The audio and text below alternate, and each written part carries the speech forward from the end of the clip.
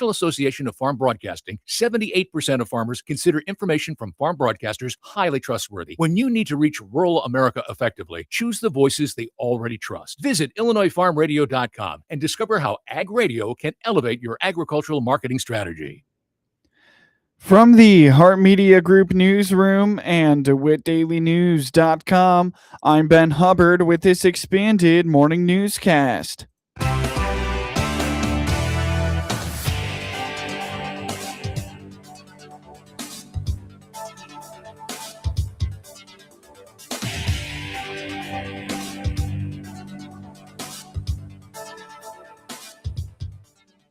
Good morning and thanks for being with us. I'm your host today, Ben Hubbard. The news is brought to you by Baum Chevy Buick in Clinton, your Silverado headquarters, as well as Connexus, offering fiber internet in Clinton. Click their icon on DeWittDailyNews.com to find out more. Weather permitting, the Farmer City Raceway season will be kicking off with a big event this weekend. Kurt Homan, Executive Director of the DeWitt County Development Council, explains that last night racers were on the track in Farmer City getting ready for Friday and Saturday's Illini 100 race. The event will be the season opener for the venue. Yeah, so that race is scheduled for this weekend. So they'll have practice Thursday nights, which a lot of fans come out to. And then the actual race event is Friday and Saturday. And that's the Illini 100. And that is the first race of the year. And actually, it's a very big race. So Farmer City, weather permitting, we're hopeful that it's able to happen. But that event typically brings 6,000 to 8,000 people over the 3-day time period into Farmer City. And certainly the gas stations, convenience stores, restaurants really benefit from that. And so we're hopeful that event happens. It's interesting. There's a lot of, and I'm not a huge race fan, in terms of vehicles, but there's a lot of people that go through there that go on to become really big names, in the NASCAR world and Sprint Cup world and all those things. So it's really a pretty entertaining event, and it's amazing to me the names that come through that. A lot of planning goes into an event like this. Due to the size of the crowd it typically draws and the economic development that brings, the Raceway is working with community law enforcement and other organizations to make sure everyone has a fun and safe experience. There are people that have been involved in working the track and food prep and all of those things that have been preparing for months, of course, for this kickoff event. So, I just kind of watch from a distance and let the people that really know what they're doing do their thing. But there is a lot of planning involved, and it's the local police departments, the county police, and those things are all aware of what's going on. And sometimes it's traffic control. At peak times to get into the Raceway, the lines can get out onto a U.S. highway, and that becomes challenging. And then seating and crowd control, and but it's always been a really safe and fun event, and it's very dependent on weather, of course. So again, we're hopeful. We see some rain in the forecast, but we're hopeful that that event happens, and who knows? I feel there's a good chance that it will, but yes. And if not, it gets rescheduled. Perfect. That's the other good thing. Yeah. So, but it is a huge draw for the community and area, in fact. So several hotels in the area get filled for that weekend because of that event. Tickets are not yet sold out for the races taking place this evening and tomorrow at the Farmer City Raceway. Learn more and purchase tickets by visiting farmercityracing.com. While races on the dirt track are always fun, the University of Illinois rowing team and many others will be competing at Clinton Lake this summer. We'll have more with Homan on that in the days ahead from the Heart Media Group. Learn more about the DCDC at dcdc-illinois.net. Coming up shortly on this expanded newscast, the Lincoln Chief of Police discusses annual spring crime trends. Illinois school leaders are bracing for impending budget cuts from the state of Illinois. Blue Ridge School Superintendent Ryan Payton, like many other superintendents in the state, is concerned about the impacts on his school from cuts to mandated categorical funding that are typically reimbursed by the state, specifically for transportation.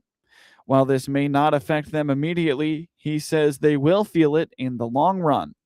Yes, obviously those reimbursables are going to be impacted is what it appears. I mean, they already we're prorated around 60 to 70% in some different areas, and that could go even lower, right? And one of the areas that impacts, right, is that if we're not receiving that state funding or federal funding in these areas, then it has to come from local dollars. And so when that happens, right, it potentially takes away from other programs, or it's money that's being siphoned out of other places that support students for transportation in this case specifically. So yeah, it definitely will have an impact, and we'll kind of see where that goes.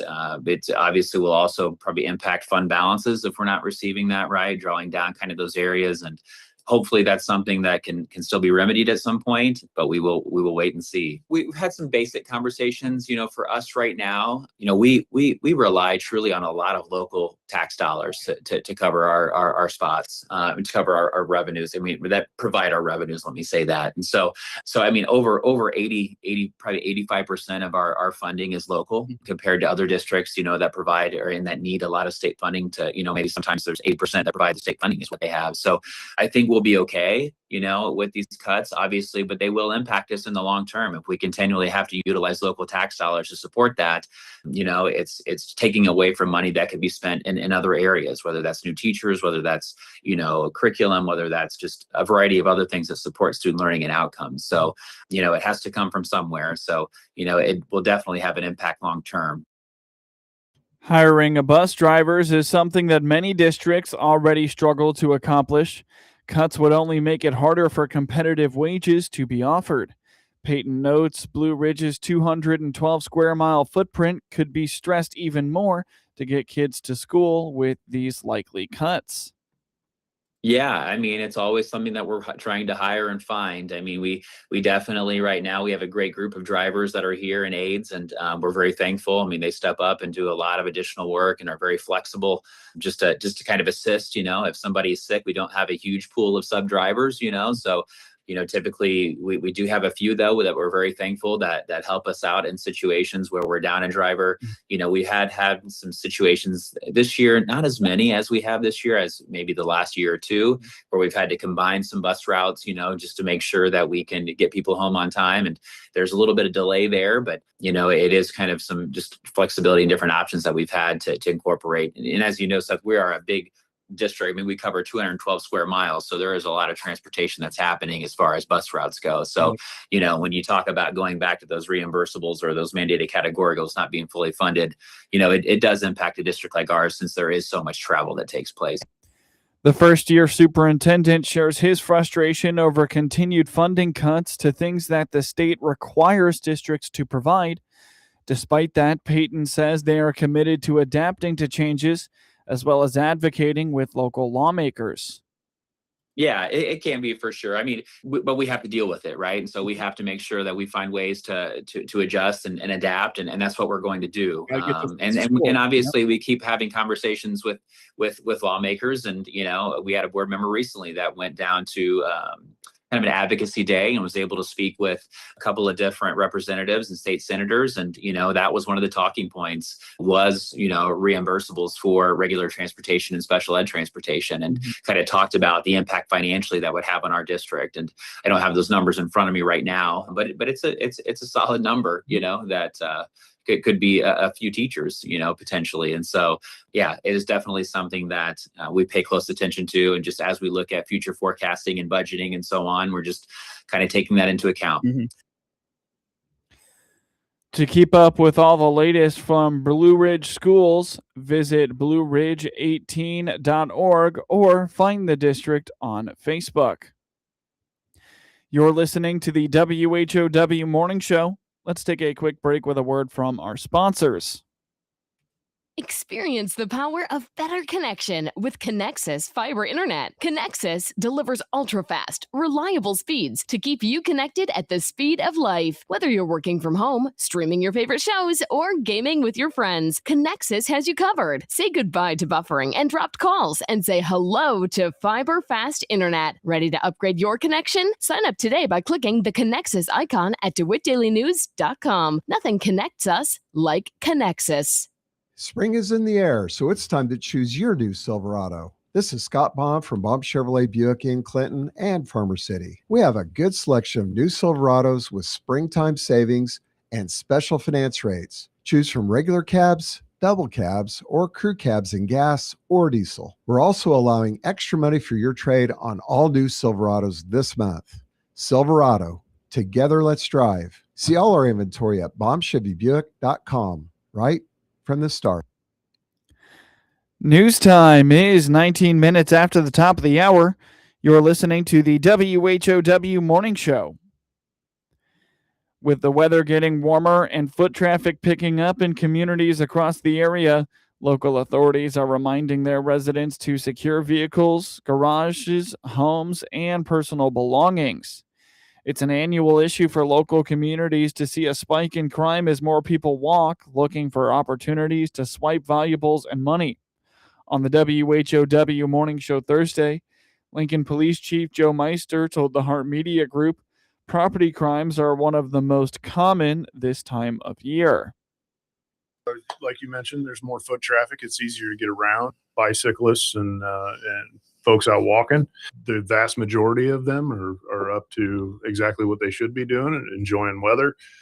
Some others are out there taking a look around the neighborhood, maybe seeing what they might be able to pick up that isn't theirs, but they would like to keep for themselves. So we're seeing a rise in burglaries like we do every year when the weather warms up. More nighttime traffic, foot traffic, bicycle traffic, like I was talking about.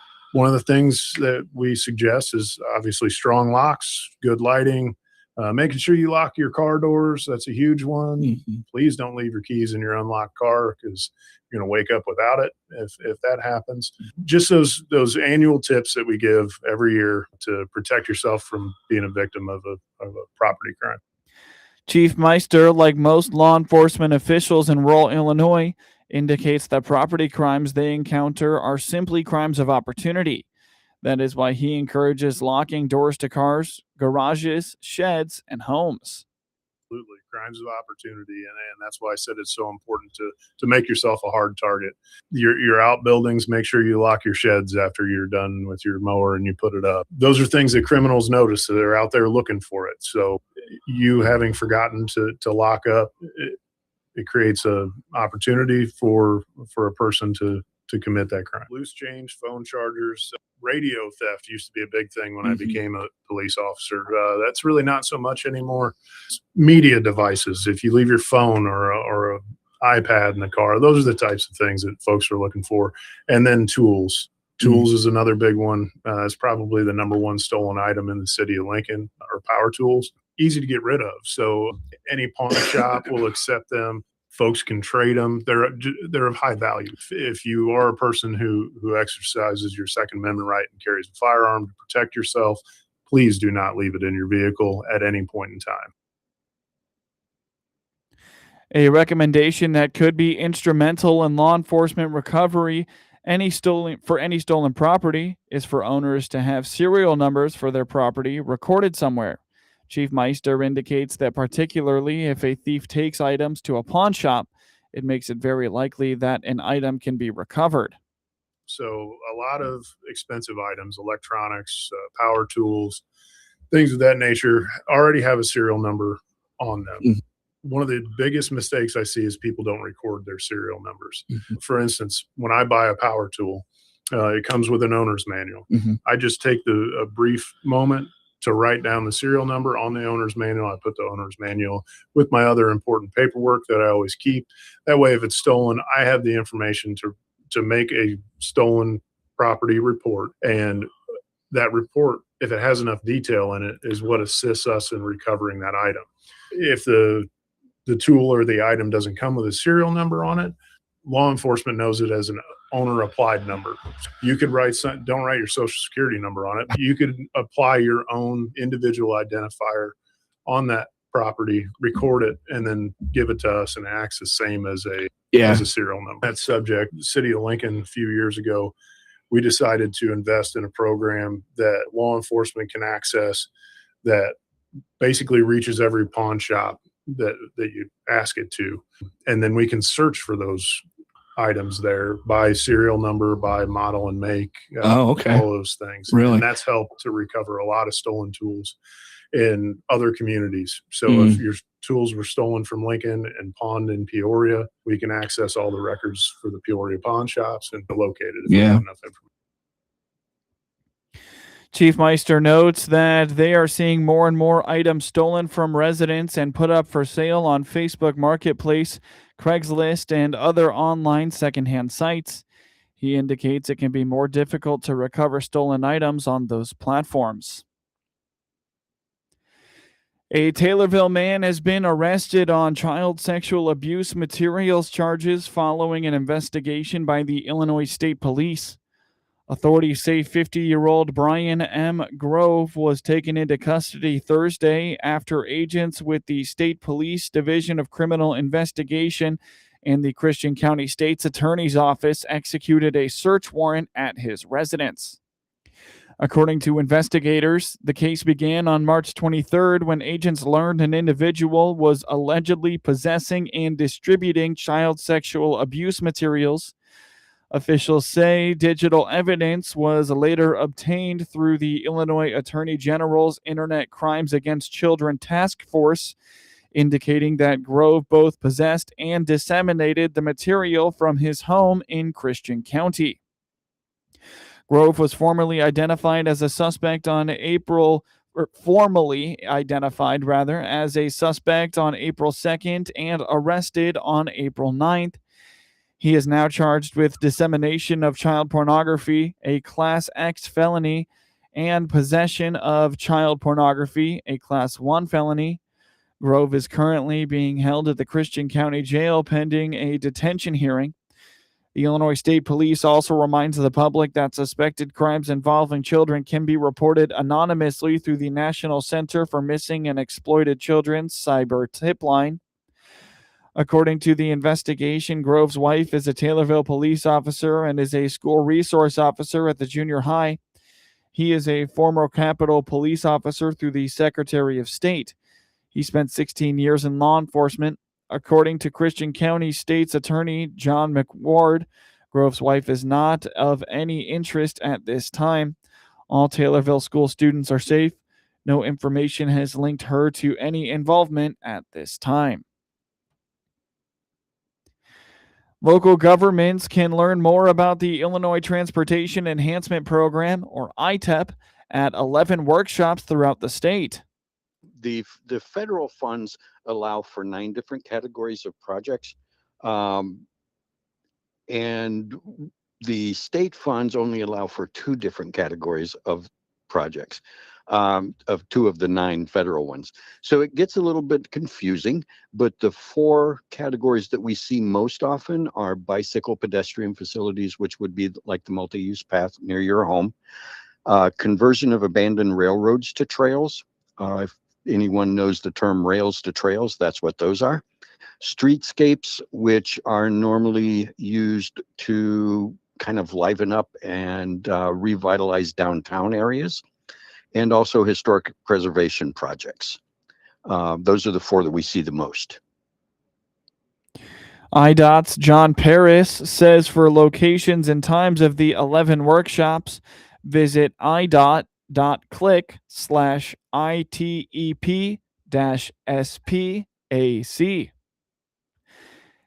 Illinois Farm Bureau Environmental Program Manager Bana Pegg continues to highlight nutrient stewardship field days across the state. Last week, she was in Joe Daviess County in the northwest portion of the state.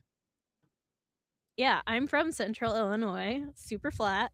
In my mind as a kid, super boring, but it's not that bad, really. It's actually quite beautiful. I always love the sunsets and I always knew our soil was good. Like, we have deep, beautiful black earth. But driving around Illinois, you just realize how diverse it actually is. So Galena is where we are now, in the driftless area where there's hills, gorgeous old barns. Like, it's just a beautiful area. Lots of cattle, lots of grazing. And I think was Quincy, Illinois. Quincy is a gorgeous place too. It's actually really close to Hannibal, Missouri, where Tom Sawyer, Mark Twain was from. So it's just like interesting. Like, I'm learning more history as I drive around too. So it's just a very, I don't know, it's interesting because everyone has their own perspective, their own context, I guess, as to why they do what they do, and kind of how they fit into what is nutrient stewardship, what is soil health, and what is, like, regenerative ag, which is kind of all of these things together. No two places are really doing the same thing. The Illinois Farm Bureau launched a grant program in 2015 to fund nutrient stewardship field days around the state. Now for your local obituaries. Robert Kevin Blythe, 73, of Atlanta, passed away on Monday, April 6th at Carl Broman Medical Center in Normal. Visitation will be held at Quirum Peasley Funeral Home today, Friday, April 10th, from 4:30 p.m. to 7 p.m. Masonic rites will begin at 7 p.m. Graveside services and burial will be held at Keller Cemetery in Lovington on Saturday, April 11th at 11 a.m. Memorials may be made to the Atlanta Rescue Squad. Final arrangements are entrusted with Quirum Peasley Funeral Home of Atlanta. Get news anytime at DeWittDailyNews.com. At SRN News, I'm Rich Thomason in Washington.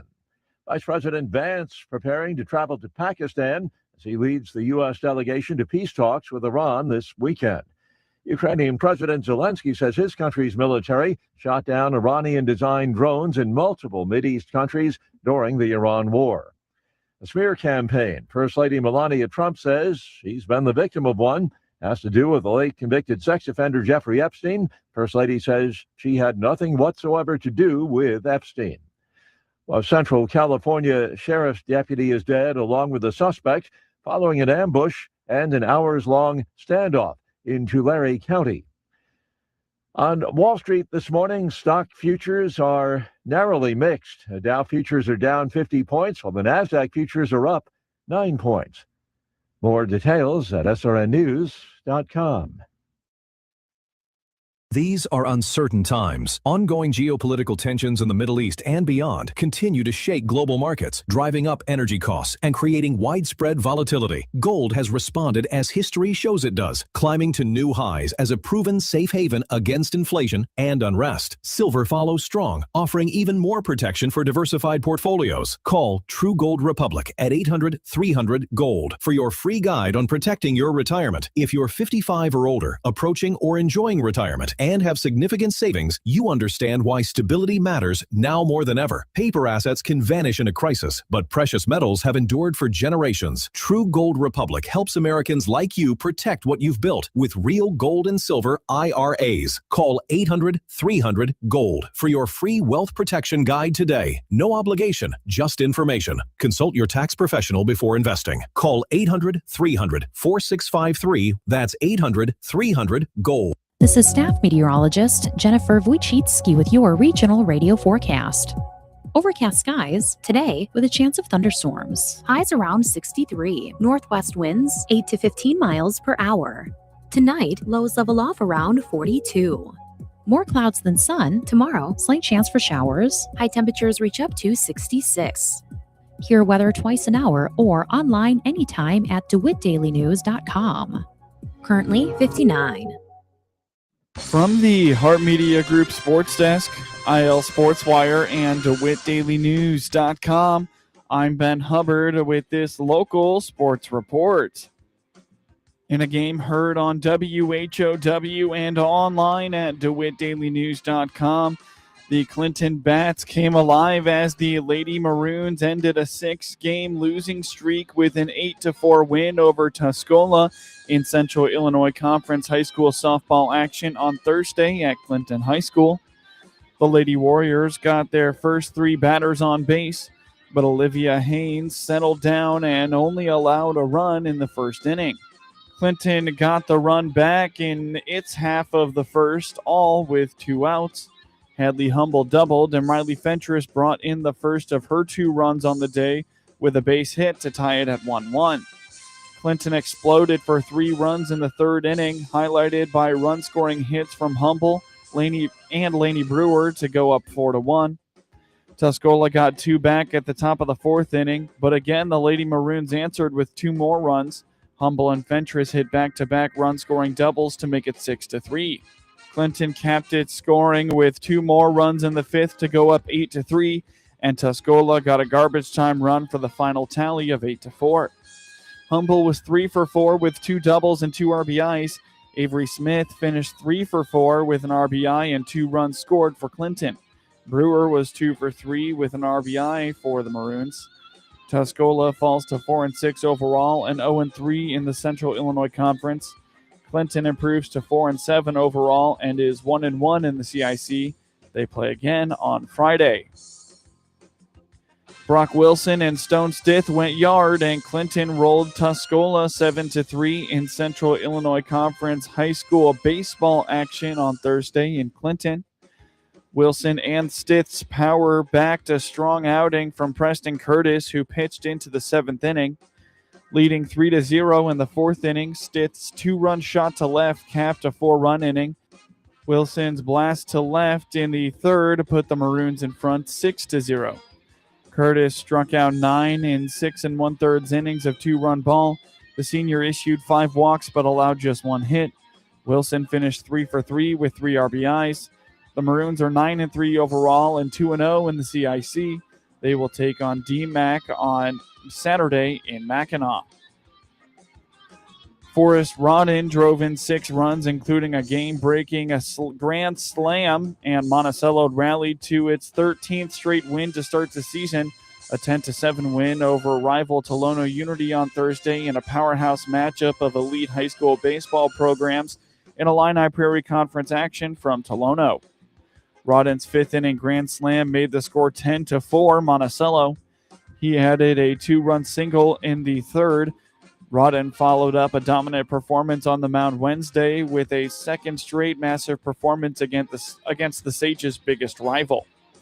Despite giving up 7 runs, 6 were earned. Junior Zeke Young earned the win with 5 strikeouts, 2 walks, and 4 hits. Dawson Gatros fired 2 shutout innings to preserve the win for the Sages. Monticello fell behind 4-1 before scoring 9 unanswered.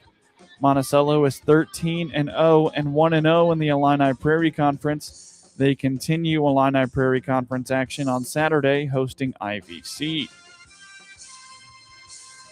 Alyssa Armstrong faced 2 over the minimum, twirling a no-hitter as Argenta-Oreana made easy work of Okaw Valley 14-0 in Lincoln Prairie Conference high school softball action on Thursday in Argenta. Armstrong struck out 7 and hit the same batter twice in the dominant performance for the Lady Bombers. Sophia Wicklund was 3 for 4 with 3 RBIs and added a double for Argenta-Oreana. Addison Maiden hit a triple for the Lady Bombers. Argenta-Oreana is 6-7 overall and 1-0 in the Lincoln Prairie. They will host Decatur St. Teresa and Fisher for a twin bill on Saturday. Anthony Kay allowed 3 hits in 5 2/3 innings to pick up his first major league victory since July 2021 as the Chicago White Sox beat the Kansas City Royals 2-0 on Thursday night.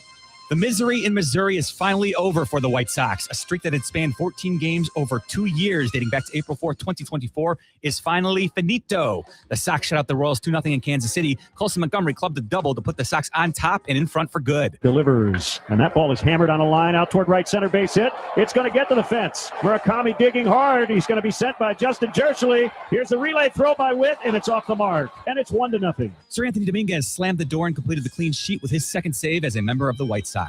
The pitch. Swing and a miss, strike 3. So they end a 14-game losing streak in this ballpark. Now that the nightmare is finally over, the Sox look to start a streak of their own in Kansas City. I'm Jeff Meller, and I'll have your pregame coverage starting at 6 p.m. Friday on the ESPN 1000 Hard Rock Casino White Sox Network.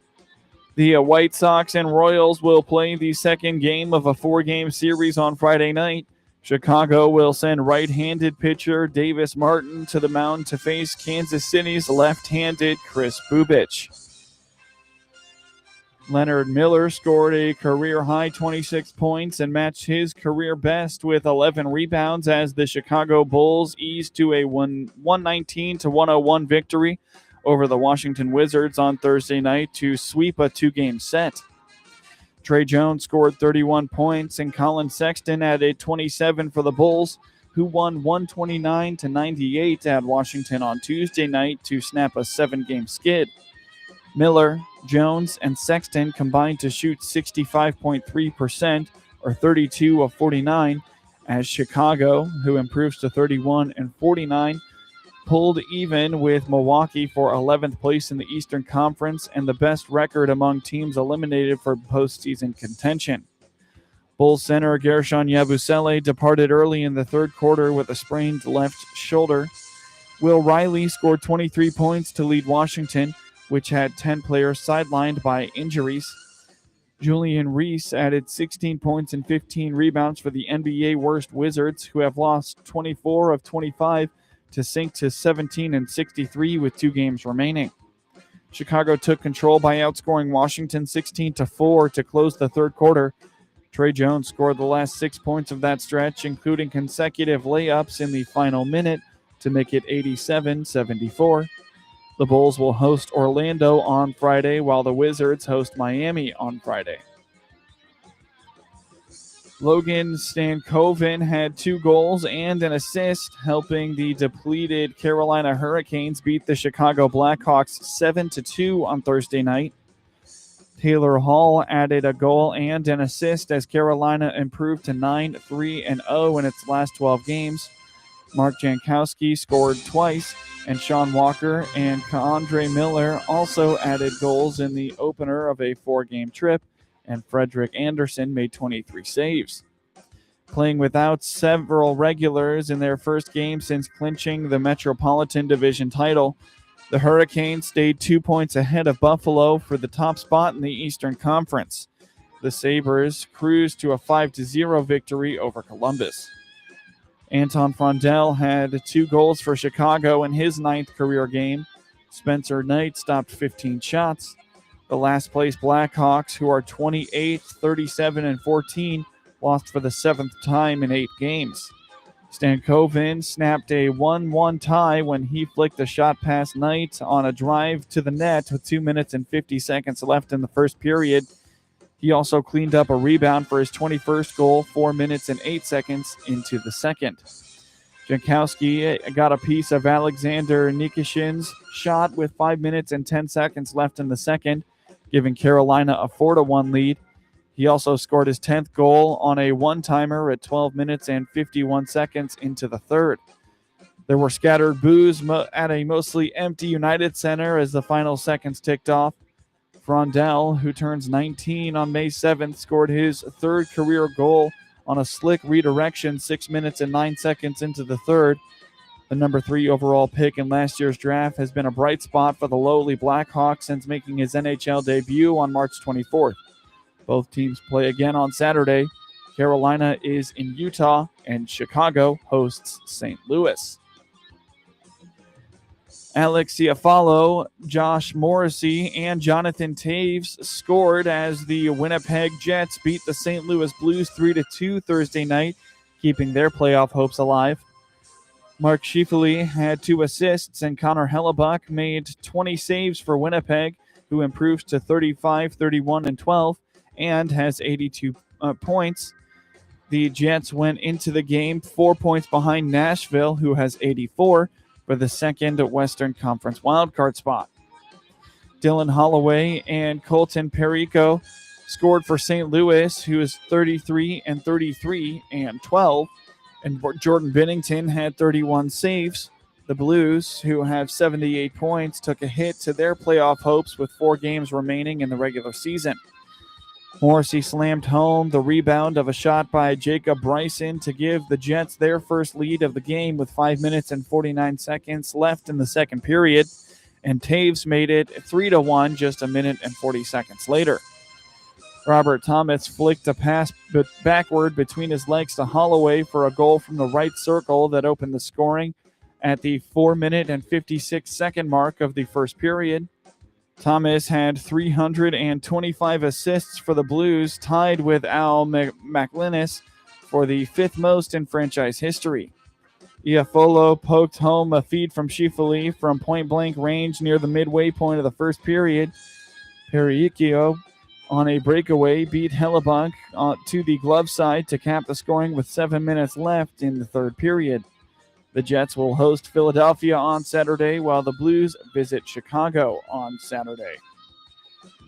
In scores from around the MLB yesterday, the Miami Marlins beat the Cincinnati Reds 8-1, while the Athletics took down the New York Yankees 1-0. The Minnesota Twins beat the Detroit Tigers 3-1, and the Arizona Diamondbacks routed the New York Mets 7-1, while the San Diego Padres beat the Colorado Rockies 7-3 in 12 innings. In the NBA last night, the Toronto Raptors beat the Miami Heat 128-114, while the New York Knicks took down the Boston Celtics 112-106. The Indiana Pacers routed the Brooklyn Nets 123-94, while the Houston Rockets beat the Philadelphia 76ers 113-102. And the LA Lakers beat the Golden State Warriors 119-103. In the NHL last night, the New York Islanders beat the Toronto Maple Leafs 5-3, while the Buffalo Sabres shut out the Columbus Blue Jackets 5-0. The Ottawa Senators beat the Florida Panthers 5-1, and the Detroit Red Wings took down the Philadelphia Flyers 6-3. The Pittsburgh Penguins beat the New Jersey Devils 5-2, while the Montreal Canadiens took down the Tampa Bay Lightning 2-1. The Calgary Flames fell to the Colorado Avalanche 3-1, while the Dallas Mavericks beat the Minnesota Wild 5-4. The Utah Mammoth beat the Nashville Predators 4-1, while the Seattle Kraken beat the Las Vegas Golden Knights 4-3 in a shootout victory. The Anaheim Ducks routed the San Jose Sharks 6-1, and the LA Kings beat the Vancouver Canucks 4-1. Leading the Masters after the first day is Rory McIlroy, tied for first with Sam Burns. They are both 5 under par, and a three-way tie for third is Kurt Kitayama, Patrick Reed, and Jason Day, all 3 under as well. Get highlights of your local high school program by finding IL SportsWire on your preferred social media platforms, and get local sports anytime at DeWittDailyNews.com. Let's check Ag News on the RFD Radio Network. I'm DeLoss Yonke.